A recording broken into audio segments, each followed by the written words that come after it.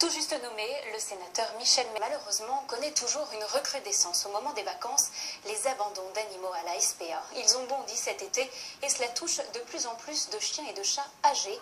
Ces animaux ont souvent du mal à retrouver une famille d'accueil. Les directeurs de refuges sont décontenancés. Bruno de Godemar et Bruno Marquet. Des chats sur les tables et sur les chaises qui se mêlent aux visiteurs. Les cages débordent à la SPA de Marseille. 450 félins, c'est un record et les animaux continuent à arriver.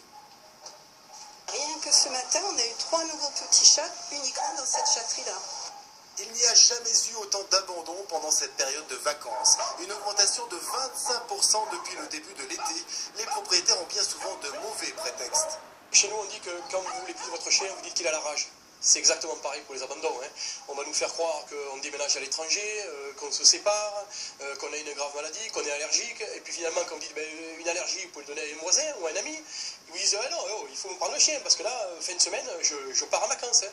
Mais ce qui révolte le plus le personnel du refuge, ce sont ces chiens qui ont parfois vécu plusieurs années dans une famille. Ce chien, vous regardez, il est super sympa. Il est super sympa. Alors il a 9 ans, il n'a même pas de problème de santé. Seulement, voilà, la personne n'en veut plus du jour au lendemain, alors qu'elle a côtoyé ce chien pendant 9 ans sur le canapé, et que du jour au lendemain, elle s'en sépare, on ne sait même pas pourquoi. Des chiens, des chats, mais aussi des animaux de basse-cour, achetés petits par des particuliers qui n'arrivent plus à les élever quand ils sont adultes. Il faut faire de la place dans les box. Pendant le mois d'août, rares sont les particuliers qui recherchent un animal. Je vais adopter parce que ça me fait trop peine de voir tous ces animaux malheureux.